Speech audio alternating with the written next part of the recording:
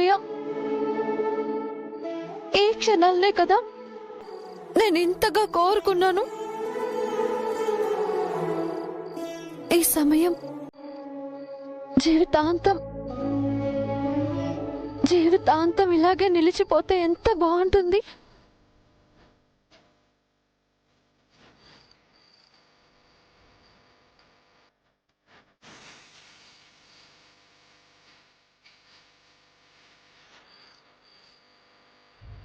నా కన్నయ్య గుండెల్లో నాకు చోటు దక్కింది. ఇంతకు మించి ఈ జన్మకి ఇంకేం కావాలి? ఈ ఆనందాన్ని ఈ ప్రపంచం మొత్తానికి వినబడేలా అరిచి చెప్పాలనుంది.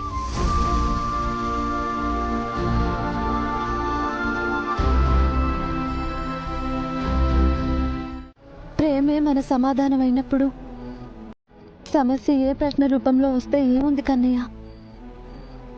సంతోషంగా ఎదుర్కొందాం.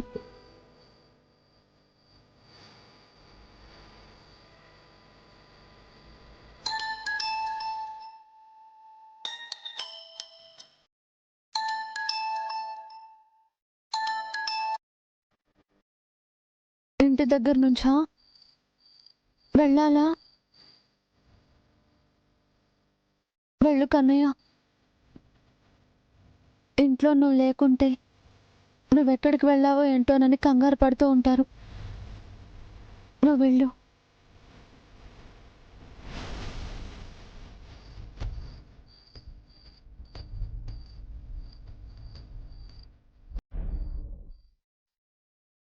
కన్నయ్య జాగ్రత్త.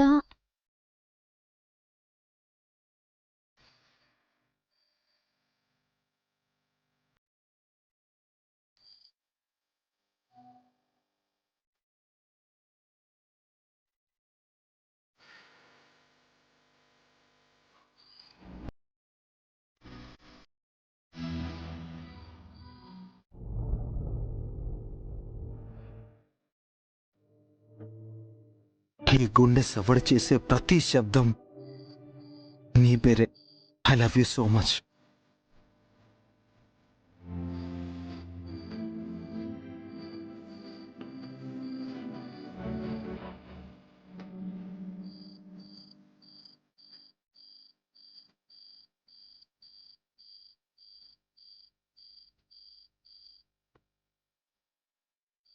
నా ప్రాణం నువ్వు. నేను నీవాన్నే. నేను నీకు మాత్రమే సొంతం. నాకు తెలుసు కన్నయ్య, ఎన్ని జన్మలకైనా నీ వెంట నేనేనని, నీ సర్వస్వం నేనేనని. ఈ బంధం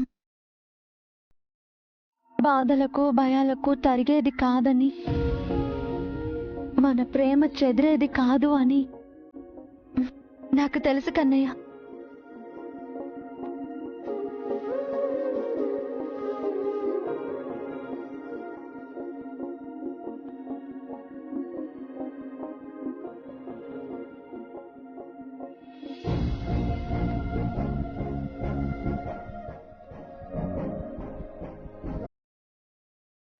చిత్ర, నీ మెళ్ళో.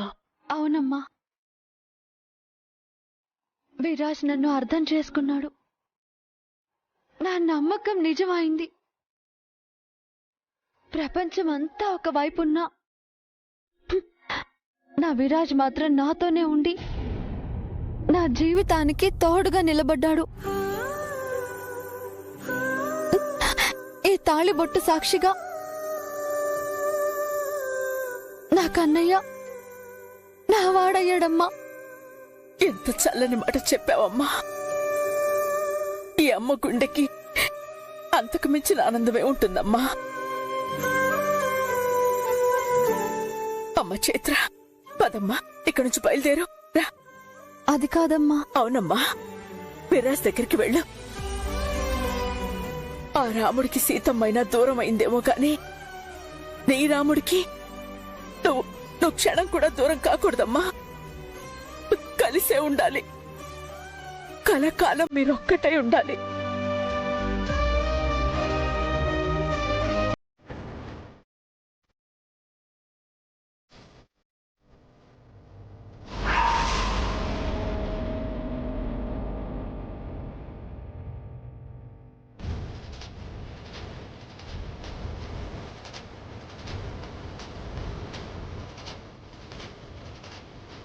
వీటిని నీ చేతులతో నువ్వే తీసుకెళ్లి చైత్రకివ్వు.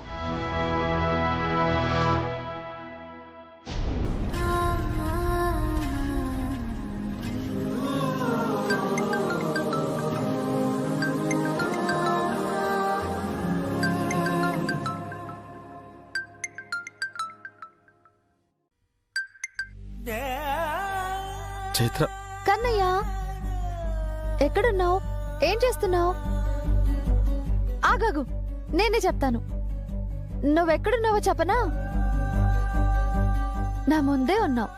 కాదు కాదు, నా గుండెల్లో ఉన్నావు.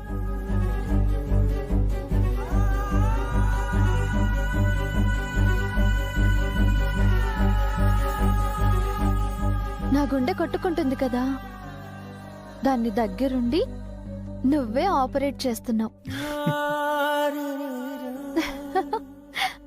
ఆహా, ఎంత బాగా నవ్వావు కన్నయ్య. ఒక్కసారిగా నా మనసంతా హాయిగా మారిపోయింది. కన్నయ్య, నేనేం చేయాలి? నీకు నన్ను దూరంగా ఉండాలంటే ఎంత భారంగా ఉందో తెలుసా? బ్రతుకంతా దూరంగా ఉండే పరిస్థితులు ఇప్పుడు ఎదురయ్యాయి చైత్ర. ఏం చేయను? కన్నయ్య, మాట్లాడవేంటి? ఏం ఆలోచిస్తున్నావు? ముందు ముందు నీకు దూరంగా ఉండాల్సి వస్తే ఎలా ఉండగలనా అని భయం వేస్తుంది. నువ్వేం భయపడకు కన్నయ్య. అసలు నిన్ను దూరంగా ఉండనిస్తే కదా. నేను అస్సలు దూరంగా ఉండనిప్పుడు. కన్నయ్య, ఈరోజు నువ్వొస్తావని ఆశగా, చాలా ఆత్రంగా ఎదురు చూస్తున్నాను.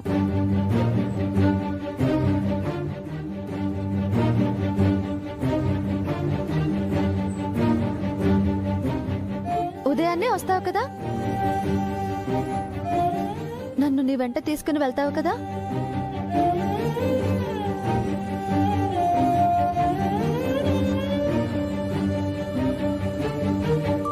చైత్ర, అవును కన్నయ్య. నీ భార్యగా పరిపూర్ణత సాధించుకుని అందరికీ తెలిసేలా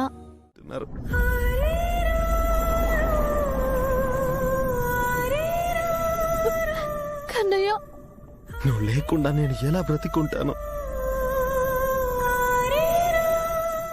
ఎలా బ్రతికుండగలను? ఎలా బ్రతికుండగలను?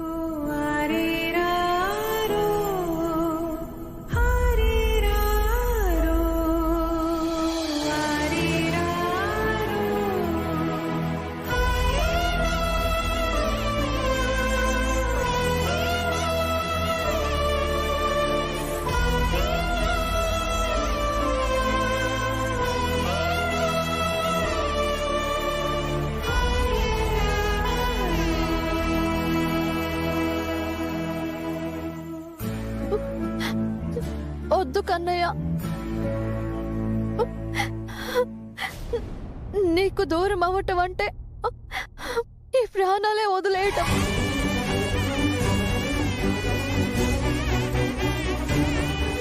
అంత సులువుగా నా ప్రాణాన్ని ఎలా వదిలేయను?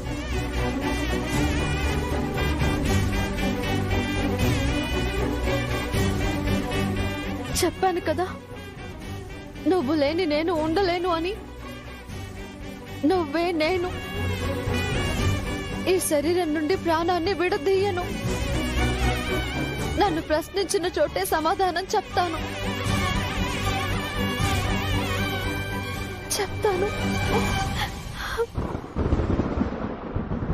నువ్వు బాధపడకు కన్నయ్య, బాధపడకు.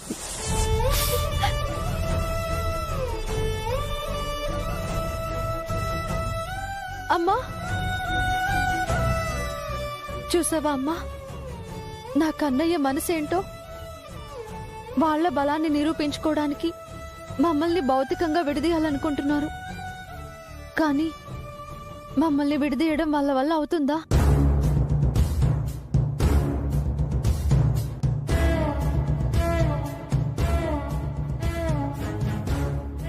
మా మనసుల్ని విడదీయగలరా? ఆ దేవుడు వేసిన బంధాన్ని వాళ్ళు విడదీయగలరా? బంధం అంటే తాళొక్కటే కాదు, తనువులు కాలిపోయినా ఒకరి కోసం ఒకరు బ్రతికే అపూర్వ కలయిక, అనిర్వచనీయమైన కలయిక. కరెక్టేనా? ఎవరైనా విడదీయగలరా? ఇప్పుడు ఇలానే ఒకరు ఆఫీస్లో పనిచేస్తూ ఒక విలువైన ప్రాపర్టీని కొట్టేసే ప్రయత్నం చేశారు. ఇప్పుడు అదే ఆఫీస్లోకి అదే పోస్ట్లోకి నువ్వొచ్చావు. నువ్వేం చేస్తావో ఎవరికి తెలుసు?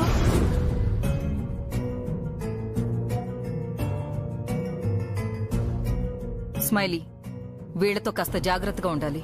మాటలు జాగ్రత్తగా రానివ్వండి. మీ బుద్ధులు జాగ్రత్తగా ఉంటే మా మాటలు కూడా జాగ్రత్తగానే ఉంటాయి. ఎవరో చేసిన తప్పుకు నన్నంటే సరేలే అని తలదించుకొని పోయే రకాన్ని కాదు నేను.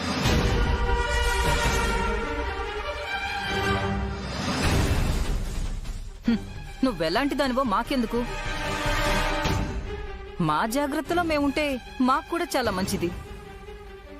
చేతులు కాలేక ఆకులు పట్టుకోవడం కంటే అదేదో ముందే జాగ్రత్తగా ఉంటే ఏ ముదనష్టపు గోలా ఉండదు.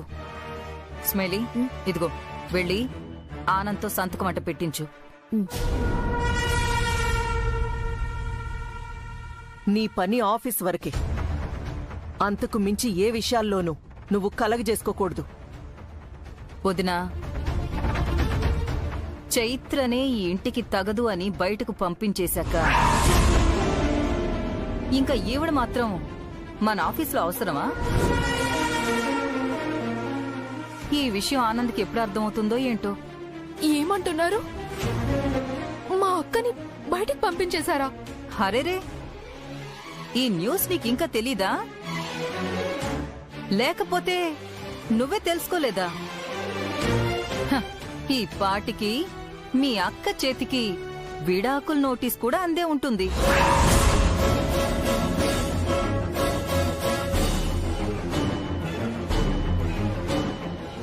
విడాకులా? విడాకులేంటి? మీ బతుకులేంటో బయటపడ్డ తర్వాత కూడా మీ అక్క ఇంకా ఇక్కడే ఉంటుందా? అర్హత లేని మనుషులకి ఈ ఇంట్లో ఎప్పటికీ చోటుండదని శాశ్వతంగా బయటకు పంపించేశావు. ఇక నుంచి నువ్వు కూడా ఎప్పుడు ఈ గుమ్మంలోకి అడుగు పెట్టకు.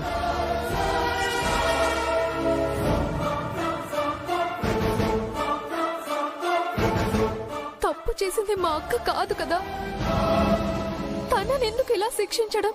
తప్పుడు మనిషి కడుపున పుట్టడం మొదటి తప్పు. ఆ మనిషిని వెనకేసుకుని రావడం అంతకు మించిన తప్పు. ఈ రెండు తప్పులు చేసింది అంటే తన క్యారెక్టర్ కూడా అలాంటిదానే కదా అర్థం. హంస గారు,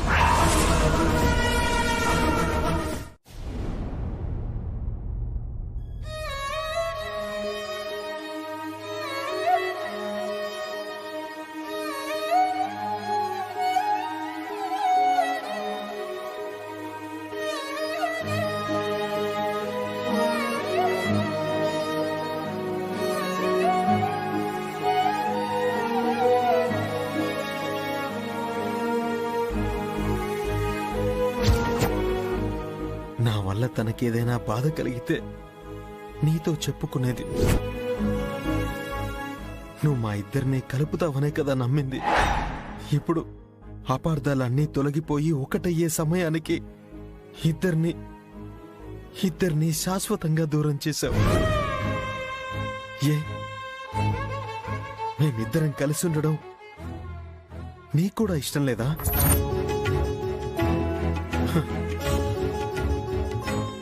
ఇంత ప్రేమించిన నేనే తనని అర్థం చేసుకోలేదు. ఇంకా నువ్వేం అర్థం చేసుకుంటావులే. నువ్వు దేవుడివి కదా, నీకు పూజలు కావాలి. నేనెప్పుడూ నీకు దండం కూడా పెట్టలేదు. అది మనసులో పెట్టుకుని ఉంటావు, అంతేనా? సరే, ఇప్పుడు దండం పెట్టుకుంటున్నాను. నీ మనసు మార్చుకుంటావా? మా ఇద్దరిని మళ్ళీ కలుపుతావా? అడిగేది నిన్నే, సమాధానం చెప్పు. సమాధానం చెప్పు.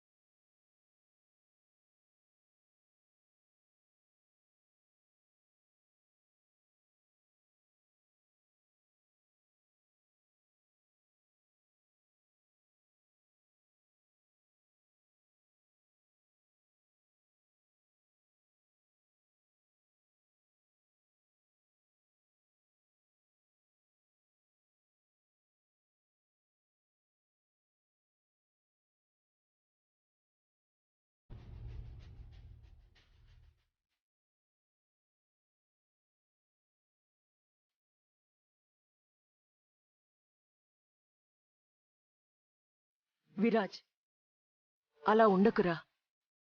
చాలా కష్టంగా ఉంది నాకు. ఏ తల్లి తన బిడ్డని బాధ పెట్టాలనుకోదు. ఒకవేళ బాధ పెడుతుంది అంటే మాత్రం అది ఆ బిడ్డ భవిష్యత్తు ఏమైపోతుందో అన్న భయం వల్లే అని అర్థం చేసుకోవాలి.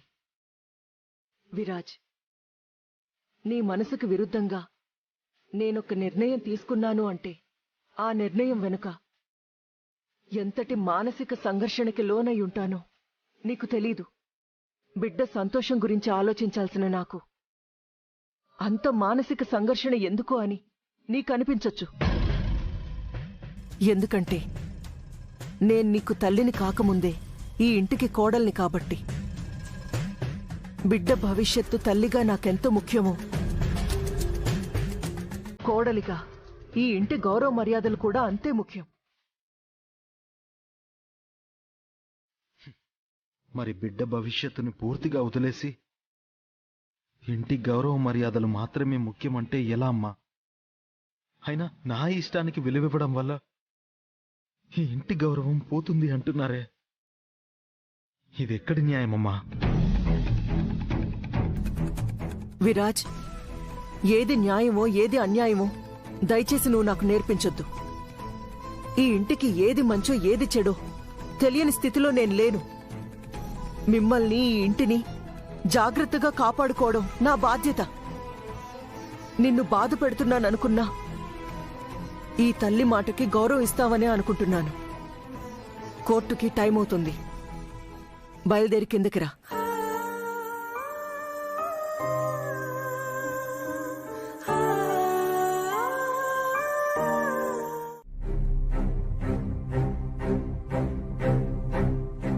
అది నా కొడుక్కి విడాకులు ఎలా ఇవ్వదో నేను చూస్తాను. నా కొంపకి శనిలా దాపరించింది. అమ్మా, దాంతో కాపురం చేయడం నాకే ఇష్టం లేనప్పుడు అది విడాకులు ఇవ్వకుండా చస్తుందా? మన కొంపంతా కొల్లేరు చేస్తుందిరా. నేను వద్దు వద్దు అని చెప్పానా నీకు? విన్నావా నువ్వు? అంతా నా కర్మరా. అమ్మా, ఏదో బుద్ధి లేకుండా చేసుకున్నాను, వదిలేవే అమ్మా. విడాకులు ఇస్తున్నాను కదా. ఏంటి ఏమిస్తావో ఏంటో మనశ్శాంతి లేకుండా పోయింది నాకు.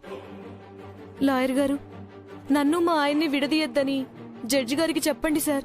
మీకు దండం పెడతాను. మీరే ఏదో ఒకటి చేయండి లాయర్ గారు, మీ కాళ్ళు పట్టుకుంటాను. కష్టమమ్మా. చేయి దాటిపోయాక ఇప్పుడు ఎవరు మాత్రం ఏం చేయగలరు? అయినా ముందు మీరే కదా విడాకులు ఒప్పుకున్నారు. ఇప్పుడు కాదంటే కుదురుతుందా? జడ్జి గారి తీర్పుకి కట్టుబడి ఉండాల్సిందే. అలా అనకండి లాయర్ గారు. రేపు నా బిడ్డ పరిస్థితి ఏమైపోవాలి? ఆయనకి దూరంగా మేమెలా బ్రతకాలి? చెప్పండి బాబు, చెప్పండి. అమ్మా, అంతా అయిపోయాక బాధపడితే ప్రయోజనం ఏముంటుంది చెప్పండి? బిడ్డ భవిష్యత్ అంటున్నారు కాబట్టి మరణం కాస్త ఎక్కువ వచ్చేటట్టు మాట్లాడి ఒప్పించగలను, కానీ జీవితాంతం మీ భర్తతో కలిసుండేలా మాత్రం చేయలేను. రాబోయే తీర్పు మీద పెద్దగా ఆశలేమీ పెట్టుకోకండి. కలకాలం కలుసుంటామని ఆ దేవుడు దీవించిన బంధాన్ని ఎవరో వచ్చి విడదీయడం ఏంటి? ఒకే జీవితంగా బ్రతుకుతున్న రెండు ప్రాణాలను కాగితాలు సంతకాలతో వేరు చేయటం, శాసించడం ఏంటి?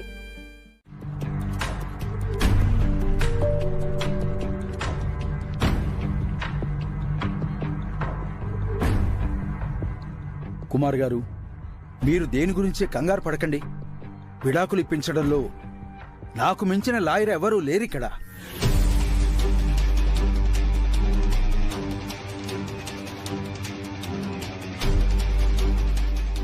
మీరు నాకివ్వాల్సిన దాని గురించి ఆలోచించండి.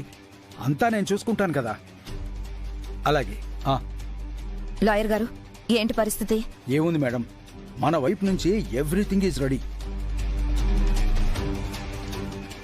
జడ్జి గారి ముందు నా వాదన ఎంత స్ట్రాంగ్గా ఉన్నా మీ ఫ్యామిలీ మెంబర్స్ చెప్పే కారణాలే ఈ కేసుకి ప్రధాన బలం.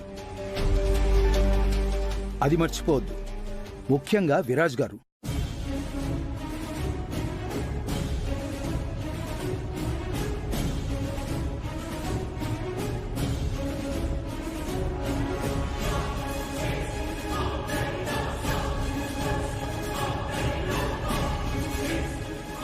Mummy balloon, mummy balloon, mummy balloon.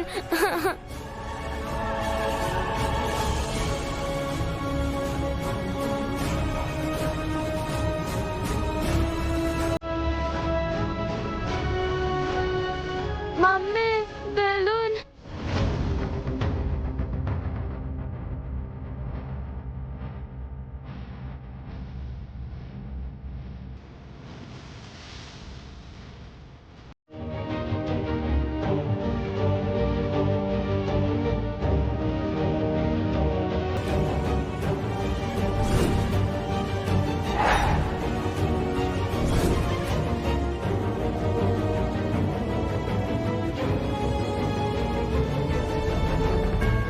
Madam, ఏంటండి వీళ్ళు?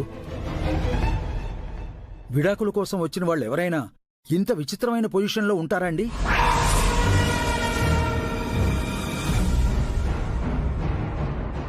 ఈ దృశ్యం గనక జడ్జి గారి కళ్లల్లో పడింది అంటే ఈ జన్మలో వీళ్ళు విడాకులు తీసుకోకూడదు అని తీర్పిస్తారండి.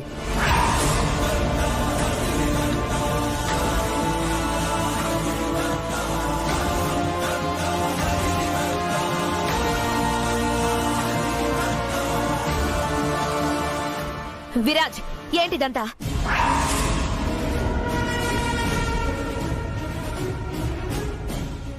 ఏంటే? ఇద్దరి మధ్య బంధమే శాశ్వతంగా తెగిపోతున్నప్పుడు ఇంకా తాళి గురించి తాపత్రయం ఎందుకు? అసలు ఎవరి మనసు మార్చాలని ఈ పిచ్చి ప్రయత్నాలు? విరాజ్, తెంపే ఆ తాళిని.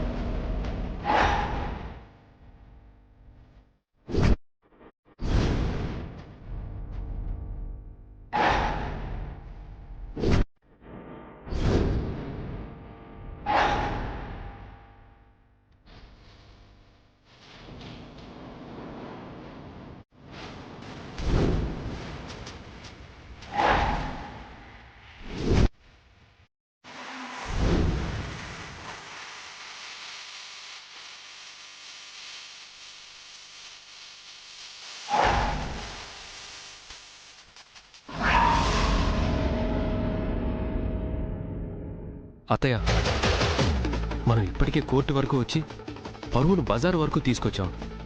ఇంకా దిగజారి ప్రవర్తించడం మంచిది కాదు. ఆనంద్. అవును అత్తయ్య, ముందు వెనక చూసుకోకుండా మనం ఎలాంటి పని చేసినా దాని ప్రభావం పడేది ఇంటి గౌరవం మీదని మర్చిపోకండి.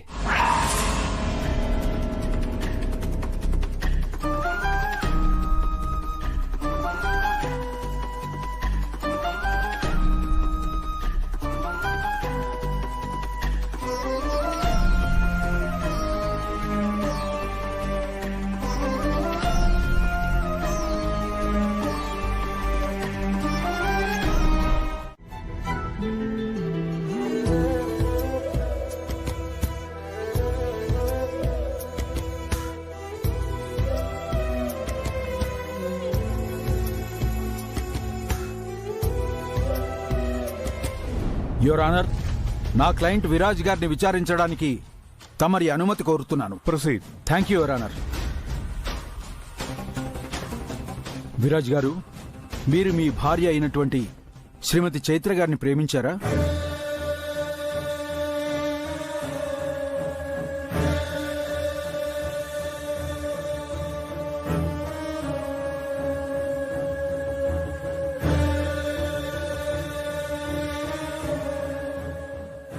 చెప్పండి. ప్రేమించాను,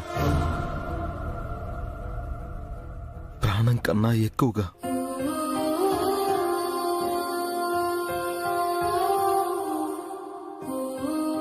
గ్రేట్.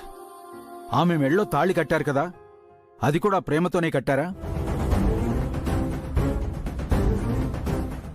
చెప్పండి విరాజ్ గారు, ఇంతకీ ఆ తాళి పెద్దల అంగీకారంతో కట్టారా, లేక మీరు అనుకొని గుళ్ళో దండలు మార్చుకుని తాళి కట్టారా?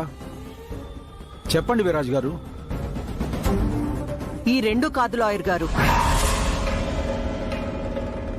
ప్రేమ ఇష్టం ఏవీ లేకుండా తనకు తానే బలవంతంగా తన మీద ద్వేషంతో మాత్రమే ఆ తాళిని కట్టాడు. Order, order, order. అమ్మా ప్లీజ్ సిట్ డౌన్. మీరు విచారణ మధ్యలో మాట్లాడకూడదు. పిలిచినప్పుడు వచ్చి అడిగిన దానికి ఆన్సర్ ఇవ్వండి. Please continue. Thank you your honour. చెప్పండి విరాజ్ గారు, తాళిని ఎలా కట్టారు? విరాజ్ గారు ప్లీజ్ చెప్పండి. అవును, ఆయన మెళ్ళో తాళిని ద్వేషంతోనే కట్టారు.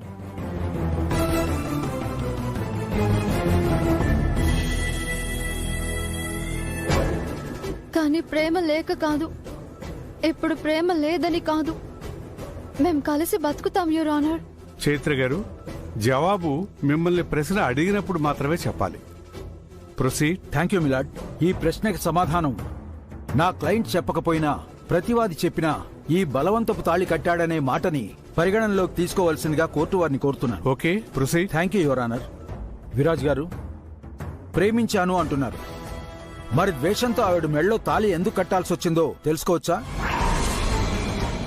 ఇప్పుడు అవన్నీ ఎందుకు? విడాకులు కావాలని కోరుకున్నారు కదా విరాజ్ గారు, మరి విడాకులు మంజూరు కావడానికి కోర్టుకు అన్ని విషయాలు తెలియాలి కదా. చెప్పండి. ఈ పాయిజన్ తాగి చచ్చి శవమై శ్మశానానికి చేరతాను.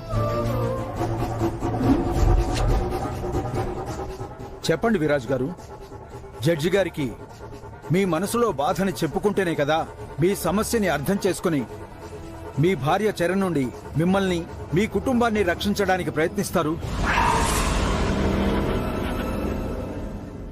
చెప్పండి విరాజ్ గారు, ప్రాణహాని ఉందా లేదా? చెప్పండి. కమాన్, స్పీక్ అవుట్. అవును.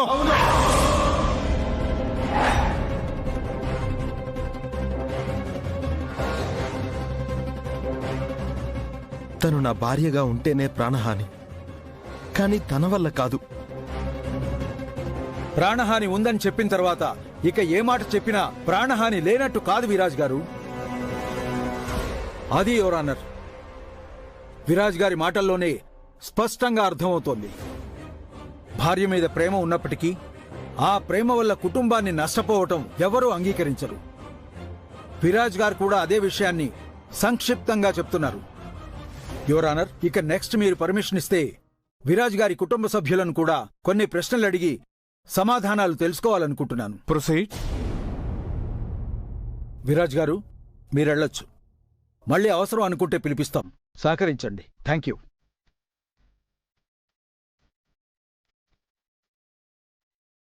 గోమతి గారు, హంస గారు, స్మైలీ గారు,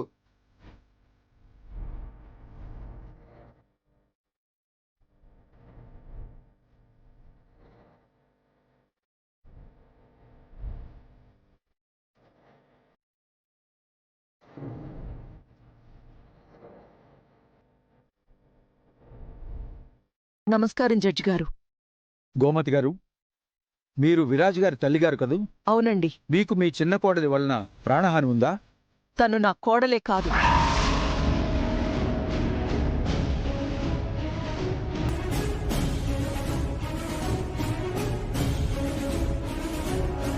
అమ్మా, డివోర్స్ కేసు నడుస్తుంది కానీ ఇంకా డివోర్స్ రాలేదు కాబట్టి మీకు ఇష్టం లేకపోయినా ఆవిడ మీ కోడలని ఒప్పుకోవాలి, తప్పదు. సో ఇప్పుడు చెప్పండమ్మా, ఆవిడ వల్ల మీకు నిజంగా ప్రాణహాని ఉందనుకుంటున్నారా? ఉంది. ఈ చైత్ర నా ఇంట్లో ఉంటే నా ప్రాణాలు మిగలవు. నేను చస్తే ముమ్మాటికి దానికి కారణం తనే అవుతుంది. తను నా ఇంట్లో ఉండకూడదు జడ్జి గారు. దయచేసి తన్ని మా ఇంట్లో నుంచి బయటికి పంపించేయండి. మీకు దండం పెడతాను జడ్జి గారు, ప్లీజ్. చైత్ర గారు, ఇంతకు ముందు వరకు కలిసే బ్రతుకుతామన్నారు, మరి ఆ మాట? మనిషికి మనసుకి విలువ లేని చోట మాటకి మాత్రం విలువేముంటుంది జడ్జి గారు?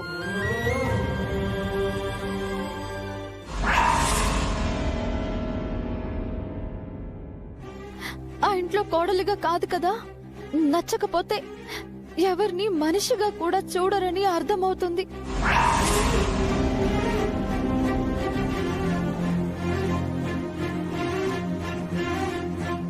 ఎంతకైనా తెగిస్తారని తెలుస్తోంది.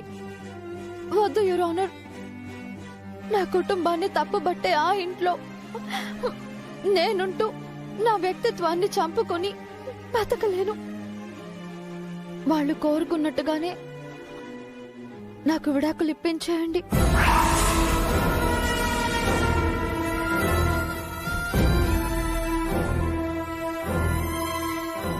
That's all your honour.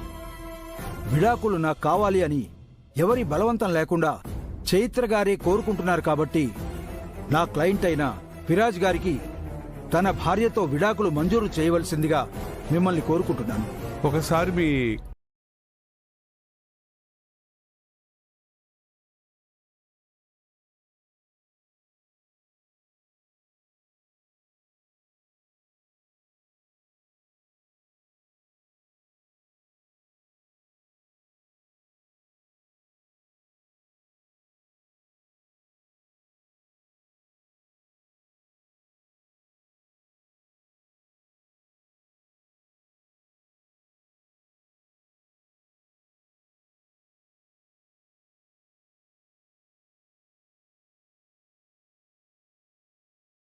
అన్నగాను తల్లికి బిడ్డగా కూడా స్పందించాల్సి ఉంటుంది. అలాగే కళ్ళ ముందున్న సాక్ష్యాలను బట్టి తీర్పు చెప్పడం న్యాయమైతే కాదని మేము అనుకుంటున్నాం. ఒక విడాకుల కేసు కోర్టు వరకు వచ్చింది అంటే భార్యాభర్తల మధ్యన ఏర్పడిన పరిస్థితులు కావచ్చు, చుట్టూ ఉన్న పరిస్థితుల ప్రభావం కావచ్చు, ఏమైనా కావచ్చు. కాబట్టి మీరిద్దరూ మరోసారి ఆలోచించండి.